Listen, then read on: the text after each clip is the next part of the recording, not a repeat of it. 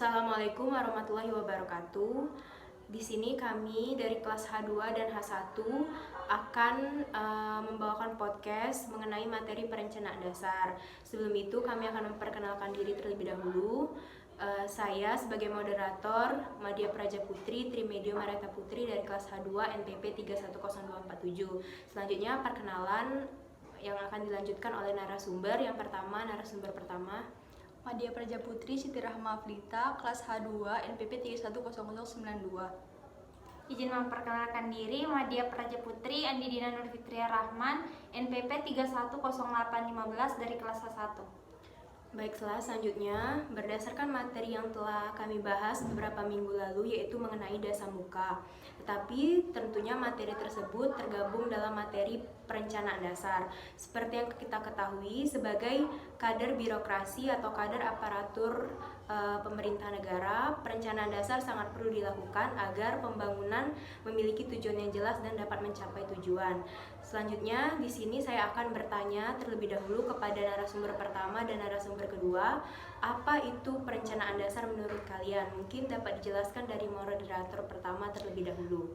Menurut saya, perencanaan dasar adalah suatu proses yang menentukan tindakan masa depan yang tepat melalui serangkaian pilihan-pilihan. Yaitu pengertian perencanaan dasar akan dijelaskan oleh narasumber yang kedua. Menurut saya, perencanaan dasar sendiri merupakan metode dalam menetapkan, merumuskan tujuan dan pendayagunaan material, manusia, metode, dan waktu secara efektif dalam rangkaian untuk mencapai suatu tujuan. Itulah tadi pengertian perencanaan dasar dari kedua narasumber. Tentunya perencanaan dasar ini perlu dilakukan kita sebagai kader aparatur negara. Selanjutnya, dalam materi perencanaan dasar ini terdapat 10 dasar muka sebagai makhluk yang dimulai dari makhluk hidup sampai sebagai konsumen. Yang pertama, di sini akan saya sendiri menjelaskan mengenai yang pertama, posisi yaitu permasalahan dan kebutuhan yang sebagai makhluk hidup. Jadi makhluk hidup tersebut bukan hanya terdiri dari satu unsur saja, tetapi terdiri dari hewan, tumbuhan maupun manusia. Dan seperti yang kita ketahui bahwa setiap makhluk hidup itu berusaha untuk memenuhi kebutuhannya. Dan kebutuhan yang paling dasar yaitu mengenai kebutuhan akan makanan atau asupannya. Tetapi kebutuhan tersebut jika tidak dapat dipenuhi maka juga akan menimbulkan permasalahan.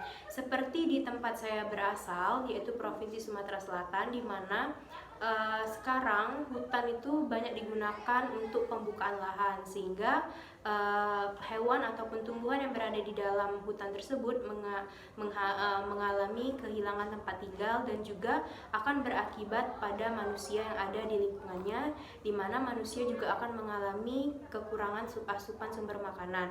Sehingga solusi untuk mengatasi masalah ini yaitu pemerintah harus benar-benar memperhatikan jika ada ingin membuka lahan dari ekosistem yang ada di hutan.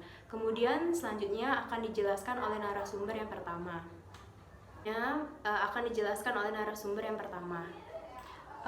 Saya memilih permasalahan dan kebutuhan yang keempat, yaitu menjadi masyarakat. Masyarakat adalah sekelompok makhluk hidup yang terjalin erat karena sistem tertentu, tradisi tertentu, konvensi dan hukum tertentu yang sama, serta mengarah pada kehidupan kolektif. Sistem dalam masyarakat saling berhubungan antara satu dengan manusia yang lainnya, yang membentuk satu kesatuan.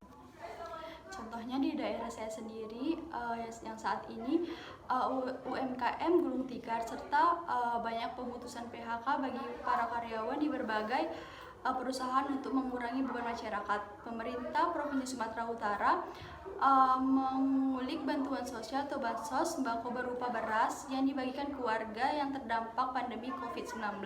Hal ini tersebut untuk mengatasi masalah utama yaitu kekurangan kebutuhan primer di masyarakat agar tidak terjadi permasalahan yang muncul dalam lingkungan masyarakat di era pandemi COVID-19 saat ini.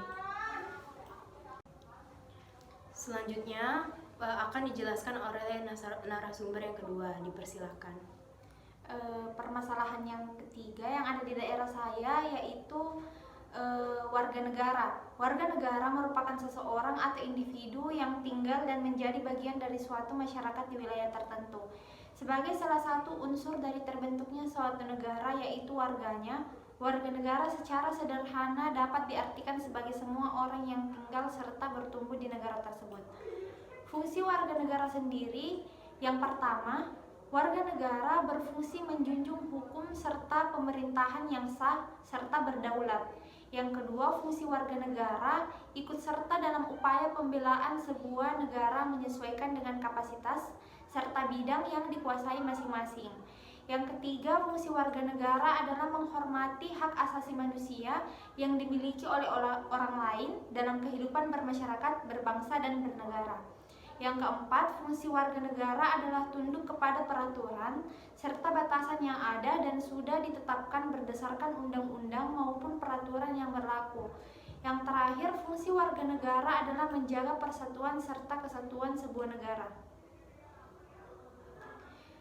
Permasalahan yang terjadi antar warga negara di daerah saya adalah aksi tembak-menembak. Aksi tersebut berawal dari masalah sengketa lahan sehingga menyebabkan terjadinya perselisihan.